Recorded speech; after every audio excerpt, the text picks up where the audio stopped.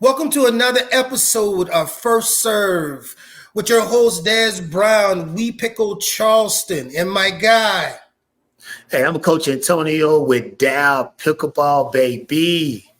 Yes, sir. Yes, sir. Another day that we're here. Happy to be here with you guys to share a little bit about pickleball. Today's discussion will be based upon the business of pickleball. Myself, as well as Coach Antonio, own pickleball business. I am We Pickle Charleston, and my guy right here, Dab Pickleball.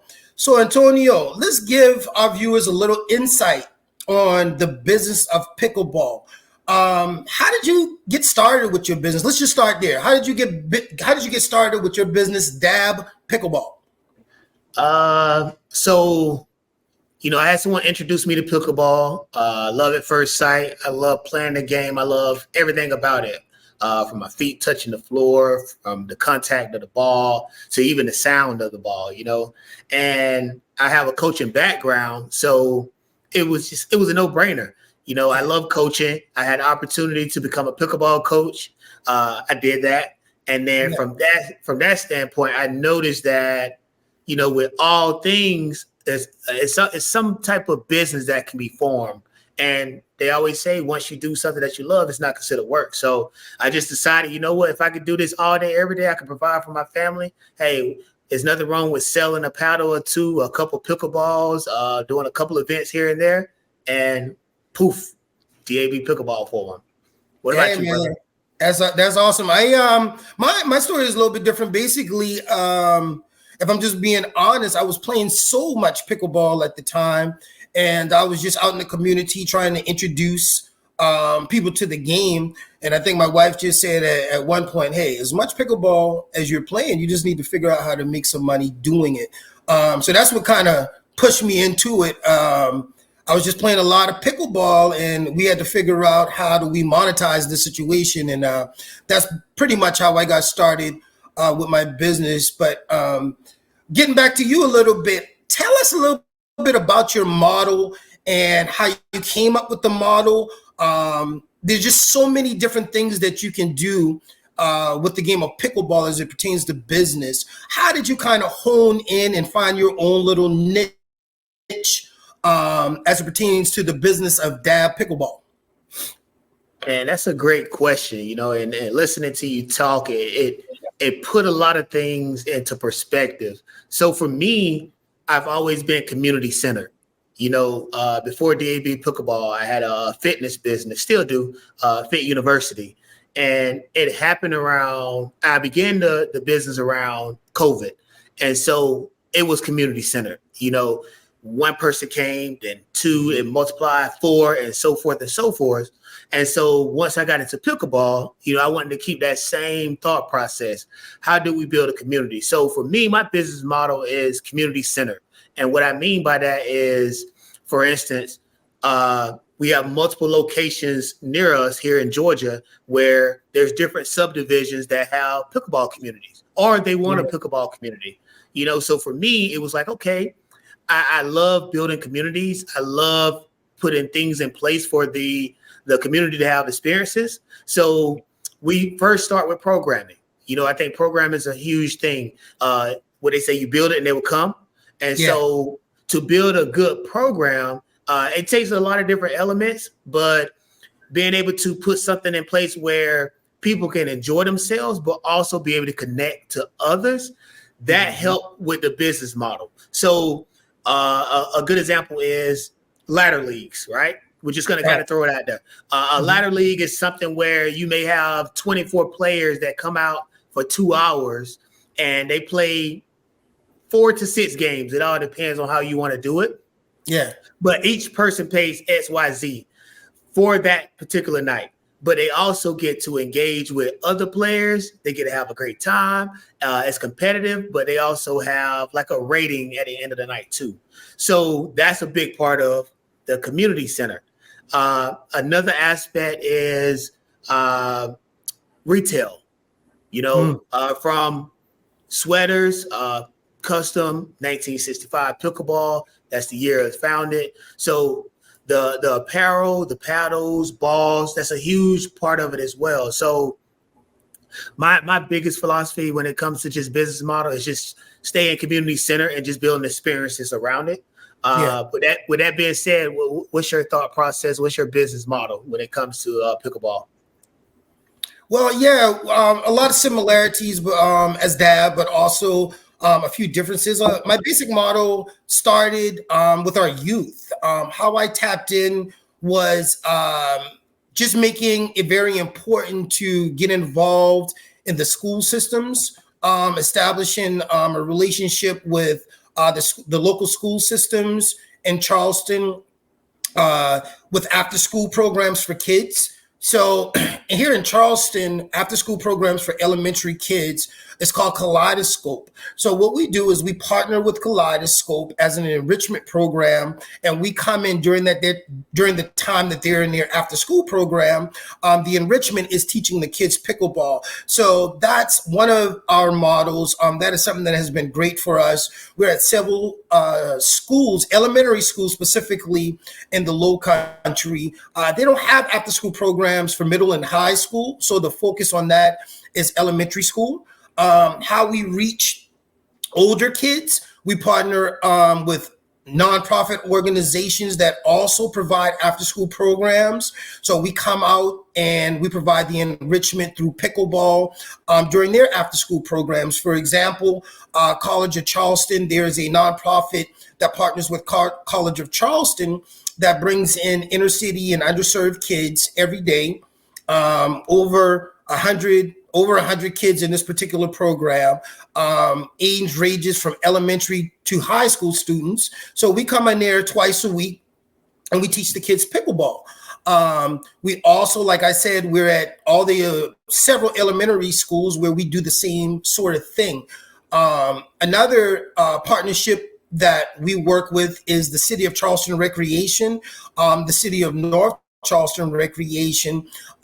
We go to underserved communities. We do 6 to 8 week clinics where we go out there once a week and we introduce pickleball to these specific communities. And that's something that I take a lot of pride in. It's free for the kids. So it's been a great way to kind of spread this game, to teach this game, to get the interest of kids starting as early as first grade. So that's a big part of what We Pickle brings to our local community. And of course, I provide clinics for adults, individual lessons, group lessons.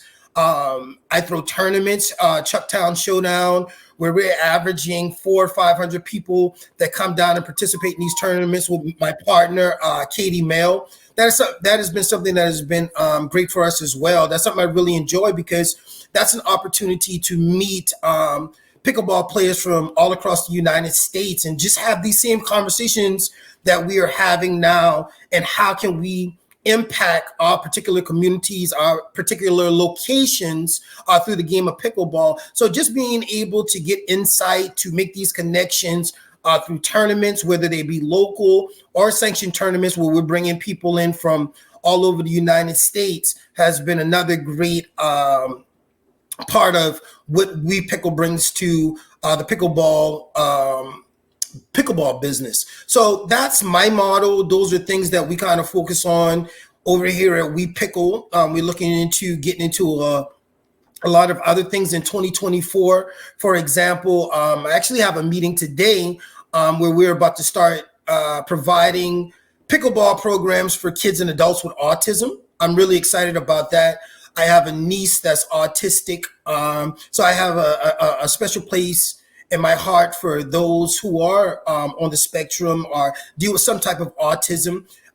Understanding that this is a great game for everyone, they certainly shouldn't be left out. So I'm excited about that meeting that I have this afternoon with the city of North Charleston to kind of figure out programming and, the specific route we want to take that program to. But focusing on those adults and kids with autism and Again, keeping them exercising, keeping them entertained through the game of sports. I can't wait to get started with that. Another one is wheelchair pickleball. Just doing a lot of research, and that is something that is also popular in the pickleball world across the United States. So, of course, I want to tap my hands in that. If you follow the name of my business says We Pickle, that for me, that means no one's left out. So going into 2024 and having the opportunity to start these new programs with the kids and adults with autism, but also tap into wheelchair pickleball, we have some exciting things coming forward. So my business model is We Pickle, meaning everyone pickles, and I'm trying to figure out how to tap into everyone. Hey. So yeah, that's what I got going on, bro. Hey, I love it. So my ear perked up when you said tournament, right? And so everyone don't fully understand tournaments.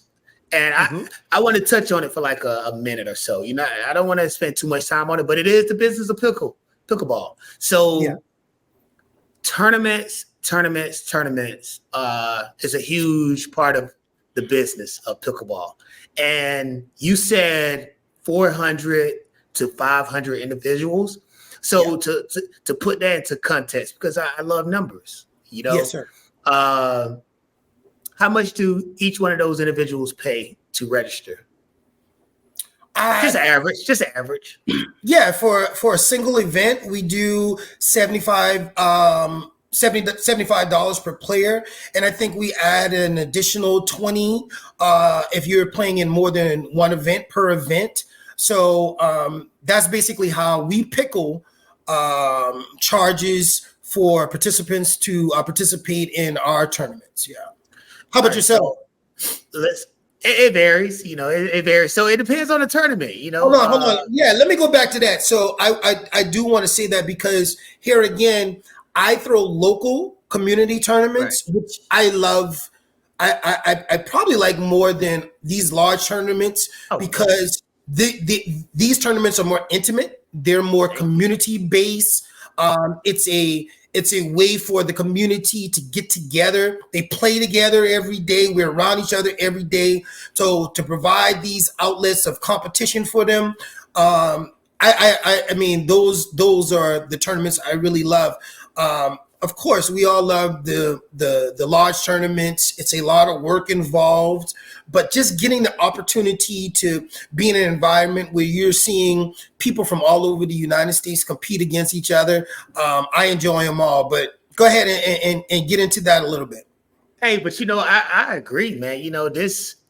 I love this part. So yeah, it's your deal. So we're gonna call it 100. We're gonna call it a tournament at $100, right? Yeah. And let's say you got 500 players. I'm not gonna say the number. For those that are listening in and those that have the calculator, pull it out. That's $100 per person, 500. Do the math. That's major. That's. And I look at it from this standpoint because I was proposing. Reaching out to the APP and the PPA about getting on the 2025 calendar. I have this one facility that I think they meet almost every criteria needed to do something like that. So you and I need to definitely talk offline about how to make this possible. But the economic effect of the local community is amazing. And so when we talk about the business of pickleball, for those that are fully invested in the community, this is a huge way to make a major impact from an economical, financial standpoint is these tournaments. Because as Des just stated, if you look at a big tournament, an APP, a professional tournament, PPA, MLP, whatever the case may be, that's like a week and a half long event. You have the pros coming into town. You have senior pros coming into town. You have the amateurs playing. So from the hotels, they need somewhere to stay. They need food to eat. They need gas or electric, whatever the case may be. But that's a lot of income that can impact the local communities. So yes, tournaments, it's one of my favorite things. It's a lot of work, but there's a lot of revenue that I didn't even mention from sponsor and ad money, like it's so for those that are interested in the business of pickleball or how can I get started? Hey, man, make your own t-shirt, find you some pickleballs to sell. You can go buy you a couple, but also you can get into tournaments. You can be a vendor at a tournament or you can run a tournament. So I just wanted to kind of touch on that because I think it's very important that anybody that's interested in pickleball to understand that that revenue stream is huge, very huge. I got a couple questions for you. You briefly mentioned the economical impact that a tournament can bring to your community or your specific area. Can you touch on, outside of pickleball, what can a tournament provide economically for Atlanta? Flights. People have to fly in. So shout out to Delta. That's that's revenue for them as well. I think the visibility is huge in itself. You know what I mean? Because if people are coming into town, you have the zoo, you have museums, you have the baseball park. Like it's so many different things. It's such a broad answer. So I'm just trying to narrow it down to just some specific things. Mm-hmm. But jobs. Jobs. You know what I mean? I think that's huge in itself. Like somebody got to help run the tournament. And a lot of them, you do have volunteers, but dude, there's different things from what's another aspect? The trash. Yeah. Somebody got to get the trash. Somebody got to dispose of it. You know what I mean? Uber drivers. You know what I mean? Like transportation from XYZ. Like it's so much. And it's probably things that I can't think of off top. Restaurants. Yes. Grocery stores. Yes. Right. Yes. Right. We're constantly going to get waters, drinks, snacks, tournaments. You're at a specific location for a long period of time. Local food trucks, local food vendors, vendor opportunities, people that sell shirts, hats, pickleball, whatever, paddles. It's just so much that these tournaments can impact in local communities. So I definitely just wanted you don't have to go into a little bit more detail, but we just wanted to give the audience a little picture of the economical impact that these tournaments can bring to your specific area. Another thing is that's very important, is something I don't do. I'm very intrigued when we have these conversations about you doing it, but bringing in these major pickleball paddles, Sailkirk and Diadem and all these Yola. So tell us a little bit how you build those relationships. How do you get these products, and what's your way of getting these products to the public while competing with other vendors that sell pickleball merch? So let me just tell you my personal journey. And, I think that's a huge part of being an entrepreneur and being in the business of pickleball. You have to try different things to see what works best for you. And so my thought process was, okay, with most products and most companies, they always have like a brand ambassador program, right? Mm-hmm. So for me, I was like, you know what? If I become a brand ambassador, I don't have any overhead. Basically, I don't have any costs. I don't have to pay out XYZ. And so I began with this one company as a brand ambassador, because also it gives you an opportunity to kind of see their business model from within and also kind of see their blueprint. So I partnered with this one brand, and how it started out, they provided me with a bunch of free product, because because they saw that, hey, I was doing pickleball. We don't know how many people he will see or come into contact with, but let's give him some free gear, some free paddles, and see what happens. And I just recommend it based off of that. And so once I began that process, I noticed that a lot of people were buying the paddle or the brand that I was, basically promoting. Right. And I was like, you know what? Hey, this kind of not fair because I'm not really making anything off of it. Yeah. So instantly my mind shifted to, hey, do you all have any wholesale accounts? And they were kind of frozen. It was like, but it made sense for us both to make me a wholesale distributor. And so that's the angle I came in at. That was my thought process from the beginning.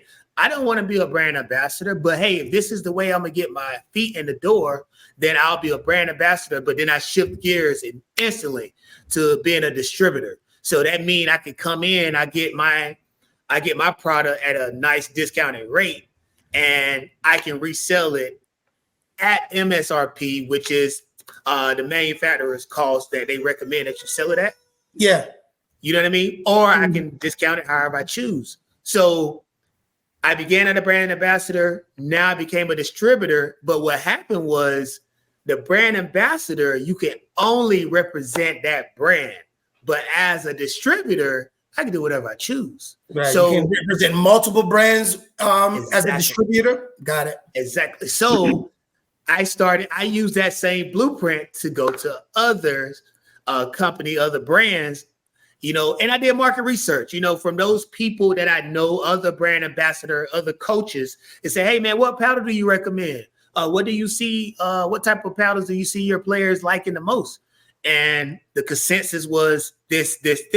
So I reached out to that company, this company, and that company and said, hey, can I set up a distributor account with you? And it was like, yeah.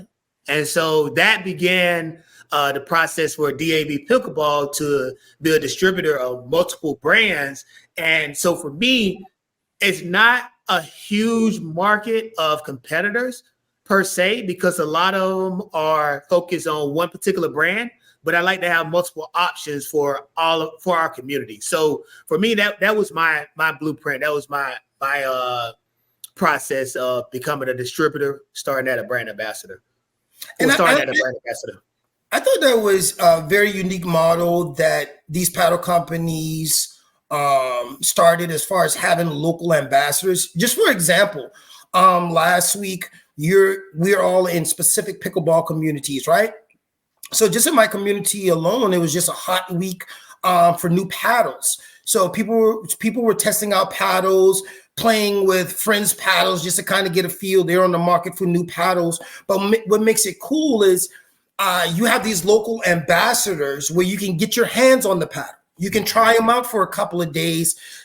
I tell people all the time, because as instructors and people lean to us for insight on equipment. My biggest thing with that is I might like a specific brand. For example, I don't play with other paddles anymore. For the last, I think 6 or 7 months, I got into making my own paddles, right? Figuring out through paddles that I really enjoy playing with and competing with what made those paddles special for me. And then now I'm on the other side of it, where I'm making and distributing my own paddles, my own brand.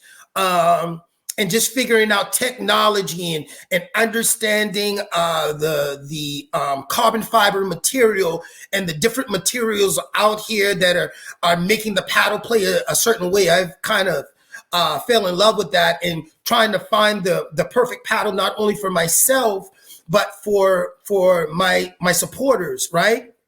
And my first order, which wasn't a large order, it was more of a test. I sold out of those paddles in maybe 2 weeks.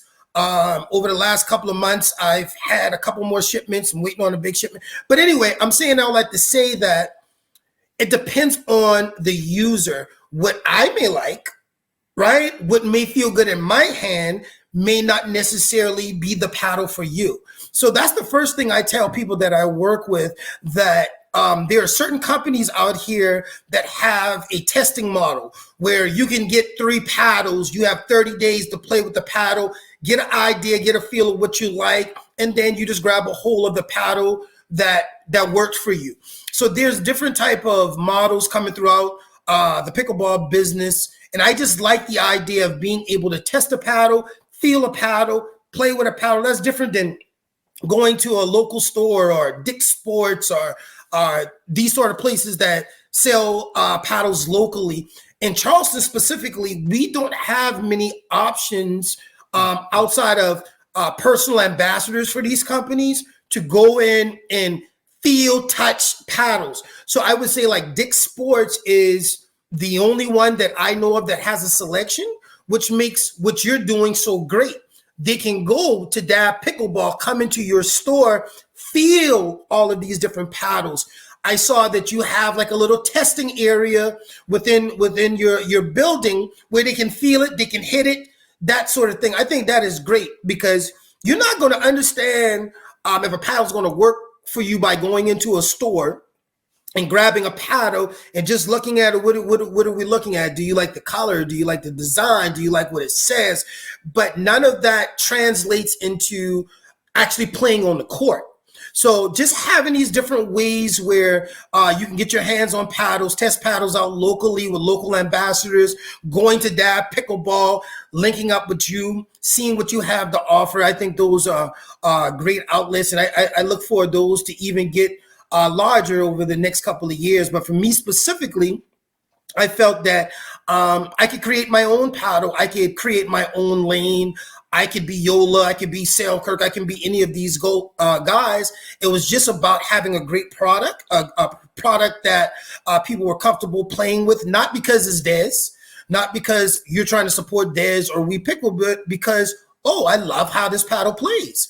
So that's kind of what I'm into. I'm playing with designs, getting the look that I want. I'm really, really excited about this new paddle that I'm coming out within the next 4 weeks. So you can just check me out at WePickleCHS.com if you're interested in checking out one of Des Brown's paddles, but they're great. So those are just different, as we bring olives together, Coach, different avenues in the pickleball business.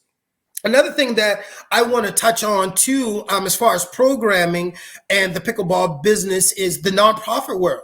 So for the last year and a half, I started Kids Pickle Foundation. What is Kids Pickle Foundation? Kids Pickle Foundation is merging the education for our youth, the academic support for an after-school program, and also implementing pickleball. So for example, Monday through Friday at a local elementary school in my community, we have 22 kids that come to our center every single day where we provide homework assistance for these kids. And then we also, on Tuesdays and Thursdays, it's about pickleball. So that's how we merge pickleball and education. So not only do I partner with other nonprofit organizations in Charleston, I have my own nonprofit organization where, here again, we bring the educational piece, but we keep the main thing. And what's that? Pickleball. So I'm starting them off at first grade all the way through elementary school. And they have an opportunity to come in every single day and be tutored by retired teachers, volunteers. My uncle, who was a teacher and educator for over 30 years, actually runs that program for me. We have other educators. We have other volunteers. Every Wednesday, I bring in a local person that has a business that can teach my kids certain skill sets. Introduce them to things that they typically wouldn't have the opportunity to be around. So that's another avenue that we haven't discussed as far as pickleball business, the nonprofit world. I am still learning. I am not that versed as of yet in being able to translate exactly what you need to do, what model that you need to look into. I'm just doing what works for me. And it's been great. That has been a different impact than me going to a school and providing enrichment for 2 hours. We carry this nonprofit program, Kids Pickle Foundation. Yes, we're with these kids every day. They get there at 3. They leave there at 5:30 when their parents get off work. We do things with them on weekends. We look for community activities that they can volunteer in. And you got to think, when you're out there and they hear the name Kids Pickle Foundation and you're out in the communities and you're at these events and these kids are participating, one, you're exposing them to a whole lot, but then you're allowed to get them starting the conversation about pickleball, right? So when people are asking these kids, what is Kids Pickle Foundation? They can explain, hey, we play this game of pickleball. I know that you may not have heard about it, but this is what it is. And that's different than coming from me and you. That's coming from our youth. So I think that's pretty cool as well. So that's just another business route that you can jump into in this pickleball world. That's what we call it, the pickleball world. I love that though, man. Kids Pickle Foundation. Hey, if you want to learn more information about that, man, definitely reach out to Coach Dez. I'm definitely interested in learning more about that. I think that could be something huge in the state of Georgia. Oh, absolutely. I mean, we're gonna chop it up about that offline. Hey, because the nonprofit area, I'm not very versed on it. Yeah, but I would love to partner, and because I know other nonprofits, and I know how to partner with other nonprofits, but to be able to have a vehicle with pickleball to partner with those other nonprofits. Man, yeah. So I love that you touched on that. So again, if you want more information on that, man, definitely reach out to Coach and KidsPickleFoundation.com. Check us out on the website. Just kind of keep up with the things that we're doing. But me and Coach, our thing is impact who we can impact through this game of pickleball, and both of us are completely committed to doing that in any way we can. So that's been awesome, man. Right on. So final words, final thoughts. What can you leave to our listeners and our viewers? What nugget? If you had to drop one nugget right now, I mean, like, it's game 7. You down by 2, 5 seconds on the clock, basketball that is, and coach is like, hey, the ball's in your hand. What's that one nugget? That one nugget is something that you mentioned a little while ago in this segment. Find something you love. Find something that you're passionate about. Then it's not work. It's what you wake up and you look forward to doing every single day. Every morning I wake up, I look forward to seeing my people, my pickleball community, playing, exercising, teaching, and impacting adults and youth. So if there's one thing that I can leave you with in closing is find something that you love to do, find something that you're passionate about, find something you can monetize, and go get it. Hey, that's Coach. That's Coach, man. My last piece, and I love that, brother. My last piece is, this is on the court and off the court. Serve first, receive last. For those that understand, but serve first, receive last, period. Hey, that's a shirt. Hey, as we say all the time, thanks again for tuning in. First Serve, Des Brown. Coach Pullen, we out here.